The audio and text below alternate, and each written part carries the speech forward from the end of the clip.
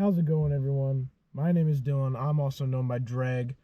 I am the creator of Driven by Dreg. This is basically a platform for me to journal everything I do in the car community, what I do on my cars. And it's also a good way to look back on what I've done. And it's also fun for me to do. And I'm hoping it's fun for y'all to watch. This is the first ever video of the channel. Just today, I'm just going to be showing off what I got. So basically my cars, the plans for the future for me. Competitions are coming up, what I really want to get into, and just, things like that. We're just going to keep it simple today. I'm going to be posting, I'm going to try every other day, but if not, once or twice a week. Now for the last year, I've been going out drifting at Summit Point. I attend the Drift Nirvana and I try to go as often as possible. Now I'm already in one of my cars. If you're a car guy, you probably already know what this is, just judging by the interior. But if you do not know, I will give you a little more insight. So this is my Nissan 240SX. It is a 1991 Yankee version.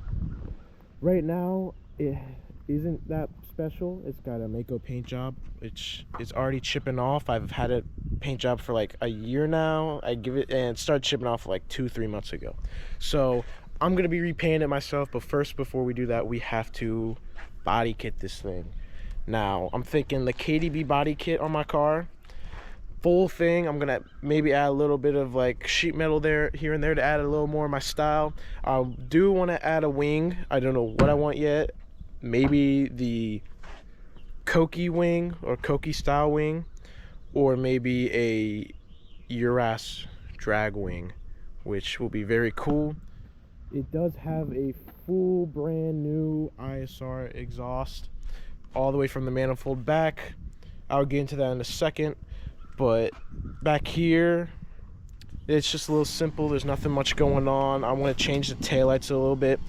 The car is running on the car is running on Enki T6Rs bronze. I will be changing these soon.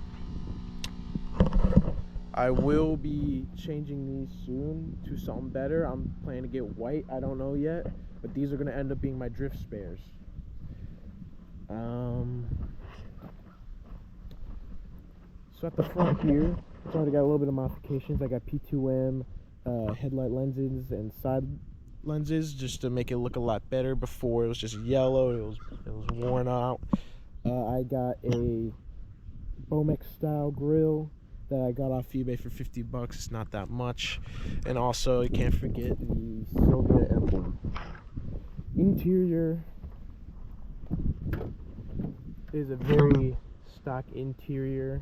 I haven't done much to it. Plan is to get some Recaro racing seats, get a Hydro e-brake over here. I'm not going to delete this thing. I want to keep that because this is my daily. I do daily this car to work and back, and to school and back. There's nothing really much to look at here. It's just basic things like paint, wheels, exhaust. But I'm hoping to get a turbo kit here this year, here in 2024. I'm thinking about getting the ISR Performance Turbo Kit. I'm just gonna pop the hood here and show you what I have going under here.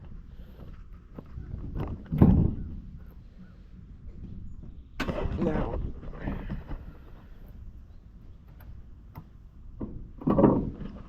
so it is nothing special. It is just a stock KA, and for you car guys out there, most of y'all probably haven't seen a 240 this stock in your life. It has literally everything that came with it out of the factory, other than the NGK spark plug cables and the ISR Performance manifold that goes all the way back out to the rear. Now I'm going to be changing some of the exhaust pieces soon, because there's already holes in it because just how low the car is at the moment. But I mean, it's not that low. It's not low. It can get lower. It is running on teen coilovers, but they will be replaced with BC Racing coilovers because I just do not like it. And plus, I ordered My brother ordered the wrong ones. Back when we first bought the car, he ordered the wrong coilovers, so it never came with adjustable top hats. So I'm gonna start the car for you guys so I can let y'all hear what the car sounds like. It's not gonna be anything too impressive. It is a KA, but you know, when we get the turbo, then I got something to, you know, flex with. So let me go start that real quick and then y'all can hear it.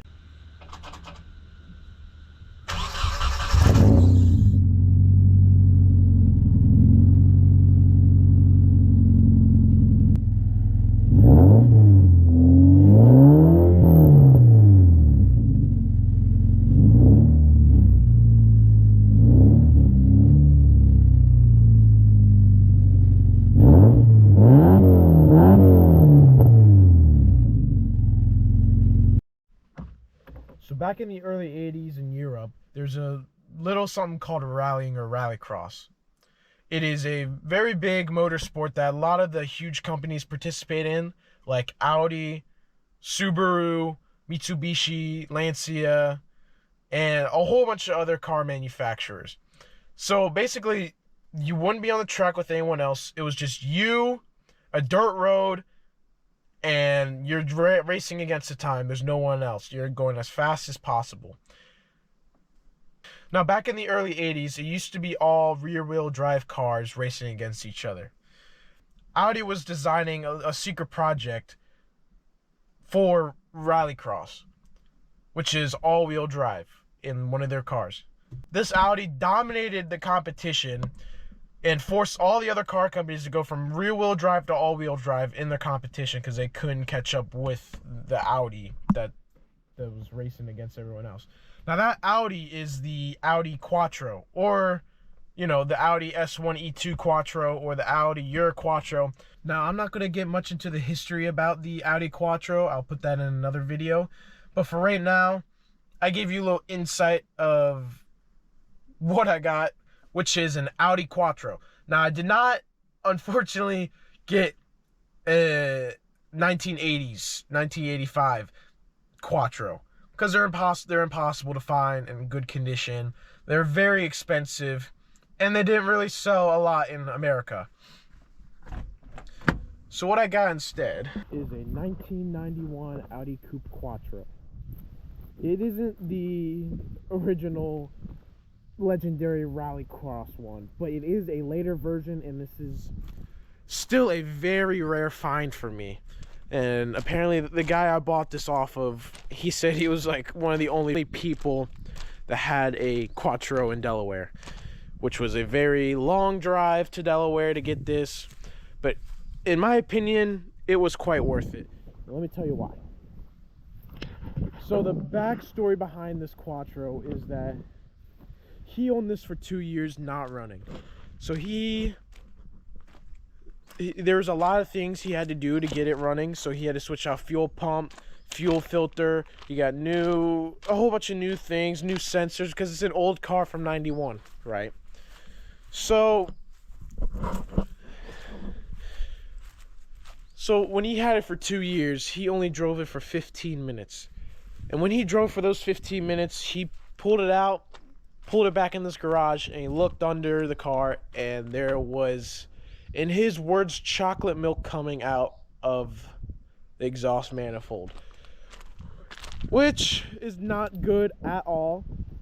He believes it is a blown head gasket, which are a very pain in the ass to do. You have to take the whole engine out, you got to do the block and the head, you got to get them machined.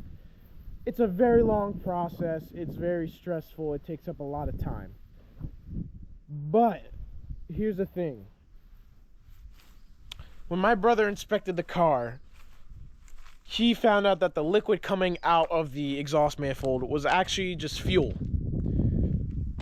Now, fuel doesn't really come out the head gasket. Fuel's supposed to be burnt up in the cylinder when the injectors throw it in there and the spark plugs ignite it, and it goes out the exhaust. Now, since there's fuel coming out the exhaust, the fuel is not burning. So we either have a spark issue or we have a fuel injector issue. I don't know yet. I have no idea which one of the two it is, but there will be videos made about troubleshooting it. But for right now, we're just gonna do a little tour of the car. Let me show you on the interior. So the interior is in very rough shape. It is not perfect. The seats are fucked up. That's fucked up. And the worst part about it is the black mold on and around the sunroof. Yeah. Every time I sit in here, I feel like I'm gonna fucking die. So, there's a lot of plans I have for this car. One of the first things I'm doing is ripping out the interior because it is all fucked. It all needs to be refurbished and redone. And you know what? I probably won't even have an interior. It'll probably be roll caged because I do want to make this a nice, cool street competition car for rallycross. Now let me pop the hood for y'all real quick. All right.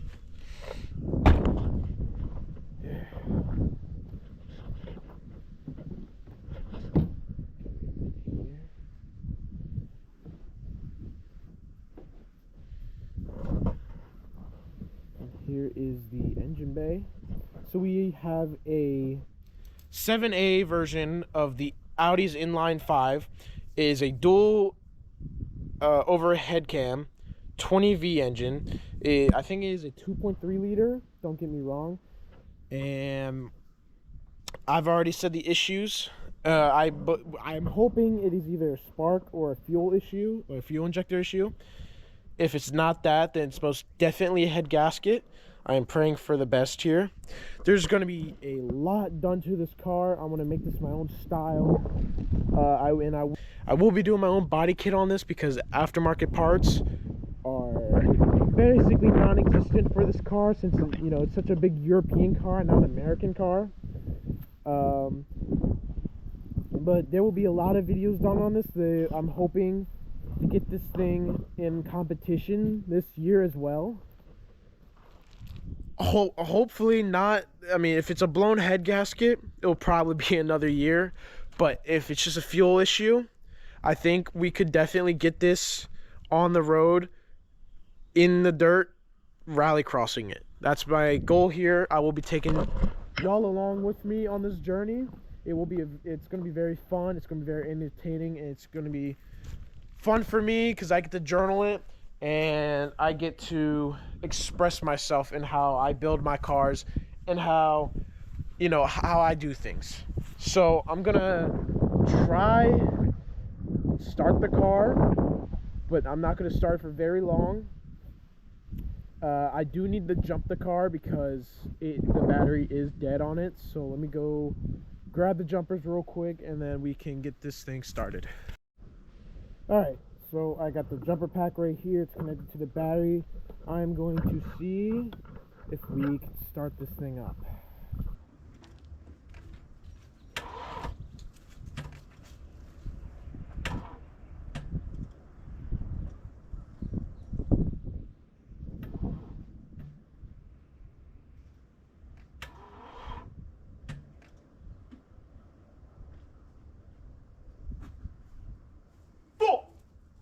Man, fuck you, man. Fuck. It has been 2 hours. I've been trying to start this thing. If this doesn't work, I'm ending the video here.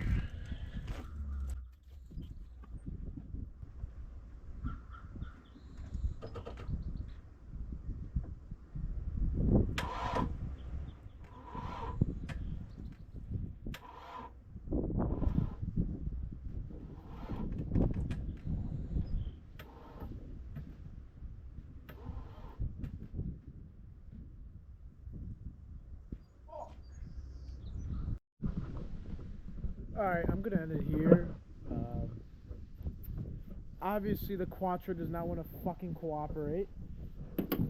So we'll get it started and running next video, and also we're gonna be troubleshooting it. And we're gonna make sure to see if it is a blown head gasket or it's just a fuel injector issue. or spark plug issue, something like that.